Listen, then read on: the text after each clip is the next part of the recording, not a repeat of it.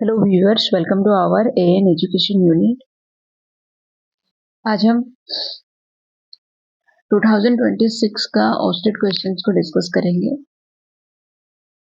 ये जो है आपका हिंदी का ही पार्ट रहेगा। क्वेश्चन नंबर 41 से शुरू है। आप लोगों को पता होगा कि 60 मार्क्स का ऑस्टेट में हिंदी से क्वेश्चन रहता है, तो वही 60 क्वेश्चंस को अभी हम डिस्कस करेंगे। क्वेश्चन नंबर 41 है, माया केशव के पास क्या बनकर बैठी? राधा, योगिनी, बिमला, कमला। 41 नंबर क्वेश्चन अगर आप देखिएगा, इसमें सही ऑप्शन होगा माया केशव के पास कमला बनकर बैठी है। क्वेश्चन नंबर 42, गोरे नंद यशोदा गौरी तू कथ डैश रिक्त स्थान की पूर्ति कीजिए। धौरी क्षीर देत बलवीर यमुना नीर श्याम शरीर। 42 नंबर क्वेश्चन अगर आप देखिएगा, यहाँ पर होगा सी ऑप्शन सही होगा। गोरे नंद यशोदा गौरी तू कथ श्याम शरीर। 42 का सी ऑप्शन सही है। क्वेश्चन नंबर 43, भरत महिमा में तुलसी ने भरत की तुलना किससे की है? मंदर पर्वत से, गंभीर पयोधी से, प्रेमामृत से, राम भक्ति से। 43 नंबर क्वेश्चन अगर आप देखिएगा, इसका सही ऑप्शन होगा बी। भरत महिमा में तुलसी ने भरत की तुलना की है गंभीर पयोधी के साथ। 43 का बी ऑप्शन सही है। क्वेश्चन नंबर 3 जो है, इसमें दिया है भरत महिमा में तुलसी ने भरत की तुलना किससे की है, तो इसका सही ऑप्शन होगा गंभीर पयोधी से। क्वेश्चन नंबर 44, बिहारी बवादा अन्य के लिए किसकी वंदना करते हैं? राधा, नागरी, कृष्ण कन्हैया की, गोपियों की, शिव पार्वती की। 44 नंबर क्वेश्चन अगर आप देखिएगा, इसका सही ऑप्शन जो है ए है। बिहारी अपनी भव बाधा हरने के लिए राधा नागरी की वंदना करते हैं। याद रखिएगा, बिहारी ने राधा नागरी की वंदना किया है। क्वेश्चन नंबर 45, अपने पास 10-20 मन ना होने की बात किसने कही? कृष्ण ने, उद्धव ने, यशोदा ने, गोपियों ने। 45 नंबर क्वेश्चन यहाँ पर दिया है कि अपने पास 10-20 मन ना होने की बात किसने कही है? आप लोगों को याद होगा, ये जो है गोपियां उद्धव से कहती हैं। 45 का डी ऑप्शन सही होगा। गोपियां उद्धव को समझाती है कि हमारे पास 10-20 मन नहीं है, और जो मन था उसमें सिर्फ और सिर्फ कृष्ण है, या वो मन जो है कृष्ण के साथ चला गया है। 45 का डी ऑप्शन सही है। क्वेश्चन नंबर 46, सिंदूर की होली नाटक में मुरारी लाल ने किसकी हत्या की थी? मनोज शंकर, रजनीकांत, चंद्रकला, मनोज शंकर के पिता। इंपॉर्टेंट क्वेश्चन है ये 46 नंबर क्वेश्चन। सिंदूर की होली नाटक में मुरारी लाल ने किसकी हत्या की थी? 46 नंबर क्वेश्चन अगर आप देखिएगा, यहाँ पर सही ऑप्शन जो है वो हो जाएगा डी। सिंदूर की होली नाटक में मुरारी लाल ने मनोज शंकर के पिता की हत्या की थी। 46 नंबर क्वेश्चन में क्या दिया है कि जो नाटक में मनोज शंकर जो है वो मनोज शंकर से मुरारी लाल हमेशा चाहता था कि मनोज शंकर चंद्रकला से विवाह कर ले, ठीक है। और मनोज शंकर को पढ़ाने में भी जो पैसा का खर्च हुआ है वो सारा मुरारी लाल ही करता है, लेकिन वो हर हाल में ये चाहता है कि उसको पता ना चले कि उसके मनोज शंकर के पिता की जो मृत्यु हुई है उसके पीछे का कारण कोई और नहीं बल्कि मुरारी लाल है। 46 नंबर क्वेश्चन जो है ये सिंदूर की होली नाटक से लिया गया। आप लोग कमेंट करके बताइए सिंदूर की होली नाटक के नाटककार कौन है। क्वेश्चन नंबर 47, आषाढ़ का एक दिन नाटक में मृग शावक किसकी वाण से आहत हुआ? कालिदास, बिलोम, दंतुर, मातुल। 47 नंबर क्वेश्चन इंपॉर्टेंट है। आषाढ़ का एक दिन नाटक में मृग शावक किसकी वाण से आहत हुआ? यहाँ पर देखिए ऑप्शंस को अगर आप देखिएगा, यहाँ पर सही ऑप्शन जो होगा वो दंतुल होगा। 47 का बी ऑप्शन सही है। आषाढ़ का एक दिन नाटक में मृग शावक जो है ये दंतुल के वाण से आहत होता है। 47 का बी ऑप्शन सही है। आषाढ़ का एक दिन नाटक में कालिदास जो है नायक है, नायिका मल्लिका है, और वहीं पर कालिदास विवाह करता है प्रियंगु मंजरी से। और बाद में हमें ये देखने को मिलता है कि कालिदास के विवाह के बाद में मल्लिका भी जो है विलोम के साथ रहने लगती है। 47 नंबर क्वेश्चन में दिया है कि आषाढ़ का एक दिन नाटक में वृक्ष शावक किसके बाण से आहत हुआ था, तो ये होगा दंतुल के बाण से। क्वेश्चन नंबर 48, गौरा कौन है? महादेवी की गाय,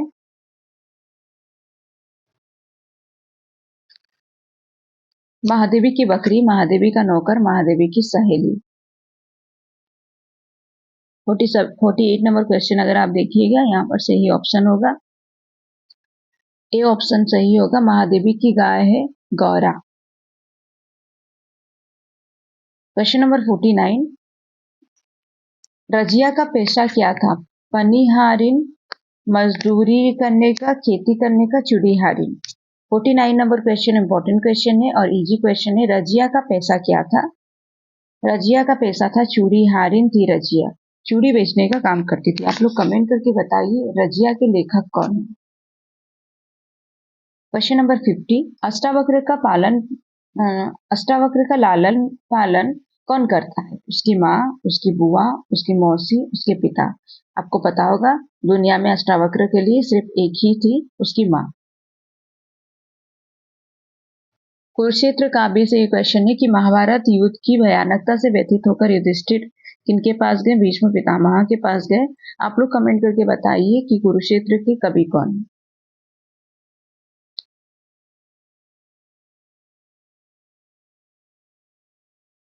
क्वेश्चन नंबर 53, किसी के पंथ में पल के बिछाए कौन बैठा है? जुगनू पथ की पहचान, ये दीप अकेला, एक दीप अकेला, या नंदा देवी। 53 नंबर क्वेश्चन अगर आप देखिएगा यहाँ पर जुगनू के बारे में बोला जा रहा है।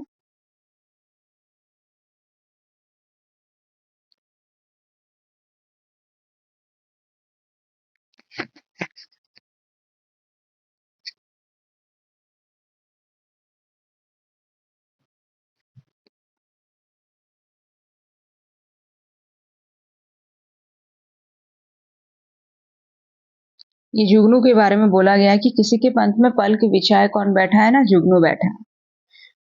क्वेश्चन नंबर 45, आप लोग कमेंट करके बताइएगा जुगनू कविता के कवि कौन है।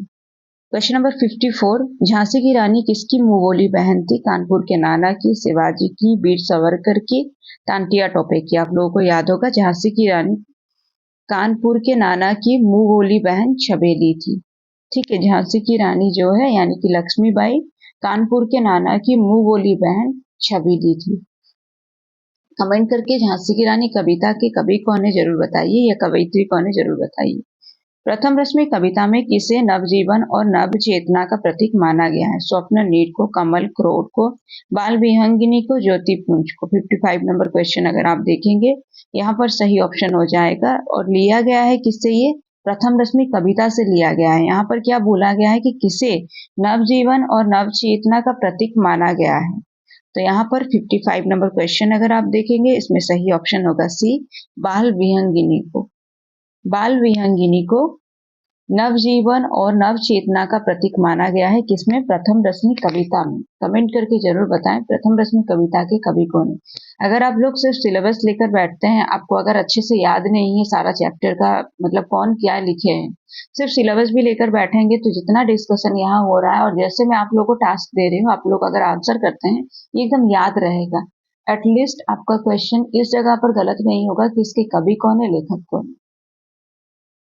क्वेश्चन नंबर 56, क्रोध किस प्रकार का मनोविकार है? प्रबल प्रभाव डालने वाला, भयभीत करने वाला, शांति भंग करने वाला, प्रतिकार करने वाला। 56 नंबर क्वेश्चन अगर आप देखिएगा सी ऑप्शन सही है, शांति भंग करने वाला मनोविकार क्रोध है। क्वेश्चन नंबर 57, रविंद्रनाथ ने इस भारतवर्ष को क्या कहा? अशोक की फूल, सरस्वती कंठावरण, ऋषि मुनियों का देश, महामानव समुद्र। 57 नंबर क्वेश्चन अगर आप देखिएगा ये जो है यहाँ पर हो जाएगा रविंद्रनाथ ने इस भारतवर्ष को कहा है महामानव समुद्र। 57 का डी ऑप्शन सही है। इंपॉर्टेंट क्वेश्चन था ये, आप लोग कमेंट करके बताइए ये किस चैप्टर से लिया गया है और इसके लेखक कौन है। मरते समय भोलाराम की उम्र क्या थी? 77 साल, 65 साल, 62 साल, 70 साल। 58 नंबर क्वेश्चन इंपॉर्टेंट क्वेश्चन है, यहाँ पर दिया है मरते समय भोलाराम की उम्र क्या थी? तो याद रखिए ये 65 साल का था। मरते समय भोलाराम की उम्र 65 साल की थी। और इसमें क्या है, कुछ जगह पर इसका 65 की जगह पर 60 दिया है, लेकिन आंसर 65 साल ही होगा। क्वेश्चन नंबर 59 कर्मभूमि उपन्यास में कहाँ जाने की बात सुनकर मुन्नी खिल उठी? काशी, दिल्ली, हरिद्वार, लाहौर। 59 का सही ऑप्शन जो है बी ऑप्शन सही होगा। कर्मभूमि उपन्यास में मुन्नी हरिद्वार जाने की बात सुनकर खिल उठती है। 59 का बी ऑप्शन सही है। क्वेश्चन नंबर 60 पाटलिपुत्र के आर्य श्रेष्ठ मृत्युंजय जन्म से क्षत्रिय थे, लेकिन कर्म से क्या थे? देखिए यहाँ पर बोला गया पाटलिपुत्र के आर्य श्रेष्ठ कौन है? मृत्युंजय।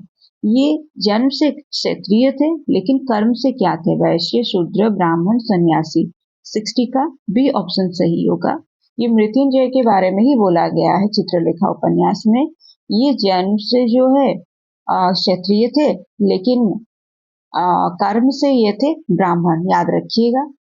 आप लोग कमेंट करके बताइए चित्रलेखा उपन्यास के लेखक कौन है।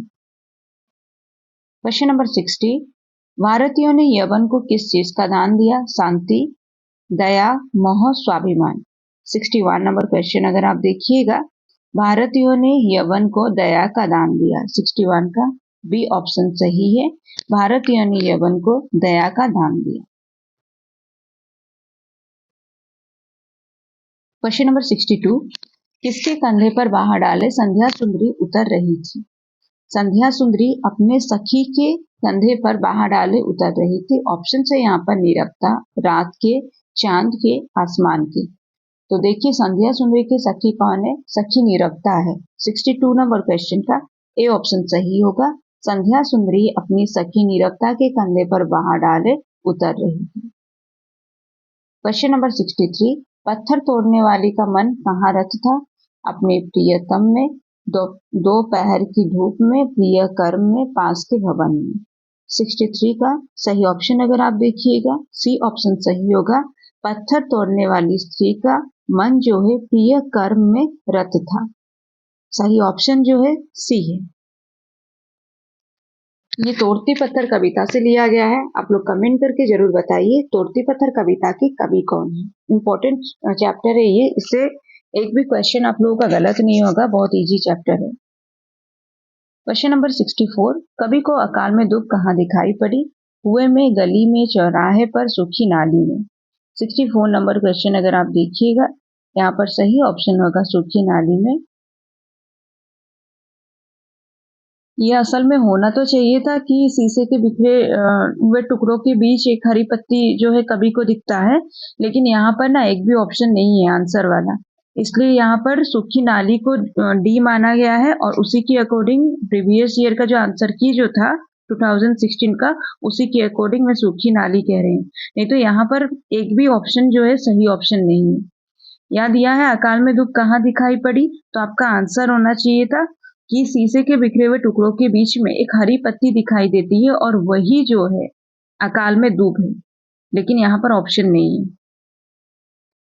क्वेश्चन नंबर 65 बहुत दिनों के बाद कवि ने क्या देखा? पकी फसल की मुस्कान, प्रथम सूर्य रश्मि, चरती गायों की झुंड, ललहाती धूप। बहुत दिनों के बाद कवि ने क्या देखा? 65 नंबर क्वेश्चन अगर आप देखिएगा, यहाँ पर सही ऑप्शन होगा ए, पकी फसल की मुस्कान जो है बहुत दिनों के बाद कभी देखते हैं। पकी सुनहली फसलों की मुस्कान बहुत दिनों के बाद कभी देखते हैं। बहुत दिनों के बाद जो कविता है, आप लोग कमेंट करके जरूर बताएं कि इसके कवि कौन है। क्वेश्चन नंबर 66 आपका बंटी उपन्यास की प्रमुख समस्या किस पर आधारित है? पति पत्नी के संबंध विच्छेद पर, बंटी को दूसरे बच्चों द्वारा चिढ़ाए जाने पर, बंटी का पिता से मिलने पर, माँ द्वारा पिता के विरुद्ध भड़काने पर। आपसे पूछा गया है कि ये जो आपका बंटी उपन्यास है ये किस पर आधारित है। ठीक है, आपका बंटी उपन्यास जो है मन्नू भंडारी जी ने लिखा है। इसका प्रमुख समस्या क्या है ये आपसे पूछा गया। तो यहाँ पर 66 नंबर क्वेश्चन अगर आप देखिएगा, इसमें ए ऑप्शन सही होगा। पति पत्नी के संबंध विच्छेद पर आधारित है। असल में यह है कि पति पत्नी के संबंध विच्छेद से जो प्रभाव बच्चे पर पड़ता है, बंटी पर पड़ता है, उसी को ही दर्शाया गया है। ये आपका बंटी उपन्यास के माध्यम से यही इसी को समस्या के रूप में लिया गया कि पति पत्नी के संबंध विच्छेद। क्वेश्चन नंबर 67, रात को ठंड में यहाँ सोना तो ना पड़ेगा, उसकी रात कहानी में ये बात किसने कही? मुन्नी, धनिया, हल्कू, सहना। 67 नंबर क्वेश्चन अगर आप देखिएगा, यहाँ पर सही ऑप्शन जो है ये हो जाएगा सी। हल्कू का ऐसा मानना था कि खेती बर्बाद हो गए होने के बाद भी वो यही सोचता है कि मुझे अब यहाँ रात को सोना नहीं पड़ेगा। उसकी रात कहानी में ये बात जो है कि रात को ठंड में यहाँ सोना ना पड़ेगा, ये हल्कू कहता है। आप लोग कमेंट करके बताइए उसकी रात कहानी के लेखक कौन है। क्वेश्चन नंबर 68, मधुलिका ने पुरस्कार में क्या मांगा? सहस्त्र स्वर्ण मुद्राएं, एक घोड़ा, प्राणदंड, मगध राज्य। 68 नंबर क्वेश्चन अगर आप देखिएगा, मधुलिका ने पुरस्कार में मांगा है अपने लिए प्राणदंड, इसीलिए तो यहाँ पर इसका नाम रखा गया है कहानी का पुरस्कार। ठीक है, 68 का सी ऑप्शन सही है। ये पुरस्कार कहानी से लिया गया है। मधुलिका ने पुरस्कार स्वरूप प्राणदंड मांगा था और यहाँ पर मधुलिका नायिका है, नायक जो है अरुण है। और ये किसकी कन्या है? मधुलिका किसकी कन्या है? ये आप लोग कमेंट करके मुझे बताइए। क्वेश्चन नंबर 69, गर्मियों के दिन कहानी में किसके अभावग्रस्त जीवन का उद्घाटन अत्यंत सूक्ष्म दृष्टि से किया गया है? सदैव अली पेंटर के, दीनानाथ हलवाई के, कविराज नित्यानंद तिवारी के, सुखदेव बाबू के। 69 नंबर क्वेश्चन अगर आप देखिएगा, गर्मियों के दिन कहानी जो है इसमें अभावग्रस्त जीवन का उद्घाटन अत्यंत सूक्ष्म दृष्टि से हुआ है, लेकिन किसका अभावग्रस्त जीवन? याद रखिए कविराज नित्यानंद तिवारी जी के, वैद्य जी के। 69 का सी ऑप्शन सही है। क्वेश्चन नंबर 70, चंद्रगुप्त के भारत का भावी सम्राट होने की भविष्यवाणी किसने की थी? चाणक्य, बरूची, सक्टार, दंड्यायन। 70 नंबर क्वेश्चन अगर आप देखिएगा, इसका सही ऑप्शन होगा डी, दांड्यायन। ये भविष्यवाणी करता है कि चंद्रगुप्त जो है भारत का भावी सम्राट है। चंद्रगुप्त नाटक जो है, आप लोग कमेंट करके बताइए इसमें कुल अंक कितने हैं। क्वेश्चन नंबर 71, वे पढ़े ये वाक्य किस काल में है? भूतकाल, भविष्यकाल, तत्काल, वर्तमान काल। 71 नंबर क्वेश्चन अगर आप देखिएगा, वे पढ़े दिया है। 71 नंबर क्वेश्चन देखिए, वे पढ़े ये वाक्य है और आपसे पूछा गया कि किस काल में है। 71 नंबर क्वेश्चन जो दिया है, वे पढ़े ऑप्शन से आपका भूतकाल, भविष्यकाल, वर्तमान काल। यहाँ पर आंसर में दिया है 71 का बी ऑप्शन सही है। भविष्य काल हो सकता है, अगर हम भविष्य काल के अंतर्गत रखेंगे वे पढ़े तो हो सकता है। 72 नंबर क्वेश्चन, सरल वाक्य में कितने क्रियापद होते हैं? 1, 3, 2, 4। 72 नंबर क्वेश्चन इंपॉर्टेंट है। सरल वाक्य में क्रियापद 1 होते हैं। मैंने एक सांप देखा जो बहुत लंबा था। इस मिश्र वाक्य को सरल वाक्य में परिवर्तन करने पर होगा। सबसे पहले तो ये मिश्र वाक्य कैसे हुआ देखिए, मैंने एक सांप देखा था जो बहुत लंबा था। ये जो शब्द का इस्तेमाल हुआ है ना, सिर्फ जो से ही समझ लीजिए ये मिश्र वाक्य है। ठीक है, एक के साथ एक उपवाक्य दूसरे उपवाक्य पर आश्रित है। मैंने जो देखा वो ऐसा था, ऐसे जो वो इस तरह से भी अगर सेंटेंस में आए तो वो मिश्र वाक्य के अंतर्गत जाएगा। यहाँ पर भी जो है, अब आपको बोला गया कि इसको सरल वाक्य में बदलना। सिंपल सरल वाक्य में बदलने से उसमें कोई और भी बीच में नहीं लगेगा। जैसे कि दिया है, मैंने एक सांप देखा, एक ऑप्शन है। मैंने एक लंबा सांप देखा, सांप बहुत लंबा था। मैंने एक बहुत लंबा सांप देखा, तो बहुत लंबा था, मैंने एक सांप देखा, तो मैंने एक बहुत लंबा सांप देखा। 73 का डी ऑप्शन सही होगा। ये आपका सरल वाक्य का उदाहरण है। क्वेश्चन नंबर 74, रंग में भंग होना मुहावरे का अर्थ क्या है? अहंकार ना रह जाना, भारी विपत्ति पड़ना, मजा खराब हो जाना, रंग फीका पड़ जाना। 74 नंबर क्वेश्चन अगर आप देखिएगा यहाँ पर होगा 74 का सी ऑप्शन सही होगा। रंग में भंग होना का मतलब है मजा खराब हो जाना। 74 का सी ऑप्शन सही है। मजा खराब हो जाना, रंग में भंग होना मुहावरा जो है इसका होगा मजा खराब हो जाना। क्वेश्चन नंबर 75, ना नौ मन तेल होगा ना राधा नाचेगी। इसका अर्थ क्या है? कभी ना कभी होगा सफल काम, असंभव शर्त नहीं होगा। 75 नंबर क्वेश्चन अगर आप देखिएगा यहाँ पर सी ऑप्शन सही होगा। ये बोलते हैं कि ना नौ मन तेल होगा ना राधा नाचेगी, मतलब ये एकदम असंभव शर्त है, ऐसा कभी होगा ही नहीं। क्वेश्चन नंबर 76, पुल्लिंग शब्द कौन सा है? आईना, प्रार्थना, वंदना, घटना। 76 नंबर क्वेश्चन अगर आप देखिएगा यहाँ पर दिया है आईना शब्द जो है ये पुल्लिंग के अंतर्गत जाएगा। 76 का बी ऑप्शन सही है। मेज का बहुवचन रूप क्या होगा? 77 नंबर क्वेश्चन, मेज, मेजाएं, मेजें, मेजे। 77 नंबर का सही ऑप्शन जो है ये क्वेश्चन जो है स्टेट बोर्ड का बुक में दिया है, आप लोग कमेंट करके जरूर बताएं मेज का बहुवचन रूप क्या होगा। क्वेश्चन नंबर 78, ने परसर्ग किस कारक में आता है? कर्म, कर्ता, करण, संप्रदान। 78 नंबर क्वेश्चन अगर आप देखिएगा बी ऑप्शन आपका सही है, कर्ता कारक में आता है ने परसर्ग।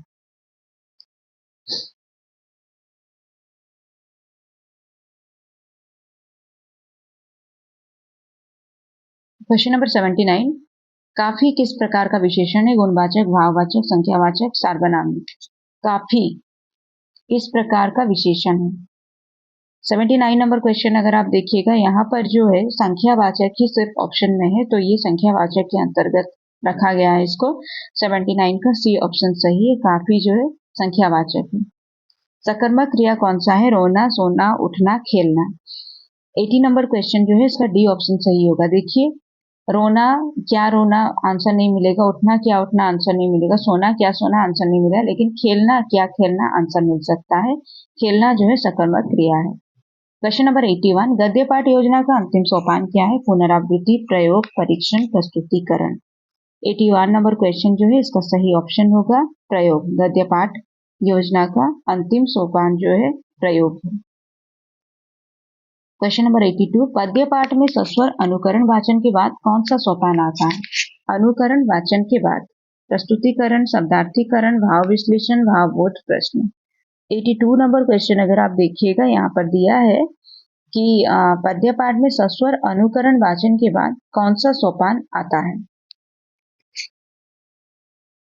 82 नंबर क्वेश्चन अगर आप देखिएगा यहाँ पर दिया है कि पद्य पाठ में सस्वर अनुकरण वाचन के बाद, सस्वर अनुकरण वाचन के बाद यानी कि जो आपका सस्वर वाचन होता है पहले, फिर सस्वर अनुकरण वाचन होता है, उसके बाद में बोध ज्ञान प्रश्न या फिर भावबोध प्रश्न होगा। 82 का डी ऑप्शन सही है।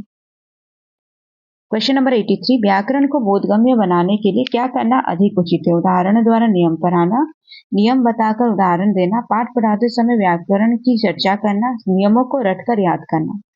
83 नंबर क्वेश्चन जो है यहाँ पर दिया है उदाहरणों द्वारा नियमों पर आना, ये आपका सही ऑप्शन है। व्याकरण को बोधगम्य बनाने के लिए, व्याकरण को बच्चे अच्छी तरह से समझ पाए इसके लिए उदाहरण से हमें नियम पर आना चाहिए। 83 का ए ऑप्शन सही है।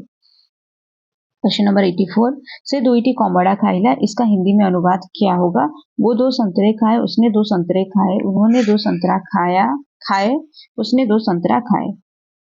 अब देखिए 84 नंबर क्वेश्चन अगर आप देखिएगा यहाँ पर सही ऑप्शन जो है बी होगा, उसने दो संतरे खाए।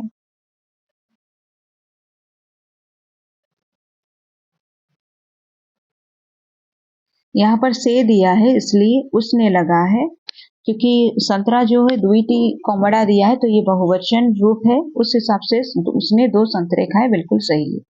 क्वेश्चन नंबर 85, गंगा हिमालय बहु अच्छी। गंगा हिमालय से बहती है, गंगा हिमालय से बहता है, गंगा हिमालय से बहकर आता है, गंगा हिमालय से आती है। 85 नंबर क्वेश्चन का ए ऑप्शन सही होगा, गंगा हिमालय से बहती है। गंगा हिमालय बहुवचन, गंगा हिमालय से बहती है। क्वेश्चन नंबर 86, हिंदी में री ध्वनि का उच्चारण किसके साथ प्राय समान है? र में रसई, र में रसऊ, र में ऊपर में मात्रा लगा हुआ है। 86 नंबर क्वेश्चन अगर आप देखिएगा यहाँ पर सही ऑप्शन आपका हो जाएगा ए ऑप्शन। री ध्वनि का उच्चारण जो है र में रसई जैसे होता है। री का उच्चारण र में रसई जैसे होता है। ए ऑप्शन सही है। क्वेश्चन नंबर 87, प किस प्रकार की ध्वनि है? कंठीय, दंतीय, ओष्ठीय, वाच्य। 87 नंबर क्वेश्चन अगर आप देखिएगा, इजी क्वेश्चन है ये भी। यहाँ पर दिया है प के बारे में। प जो है ओष्ठीय है, ओष्ठीय व्यंजन है प। अभिमान में उपसर्ग क्या है? अभि, अम, अन, न। उपसर्ग पूछा है, सबके आगे जो लगेगा। 88 का ए ऑप्शन सही होगा। अभिमान में अभी उपसर्ग लगा है। त प्रत्यय वाला शब्द कौन सा है? लापता, सरिता, विनीता, नम्रता। 89 नंबर क्वेश्चन अगर आप देखेंगे, यहाँ पर सही ऑप्शन होगा आपका डी। नम्रता में ता प्रत्यय लगा है।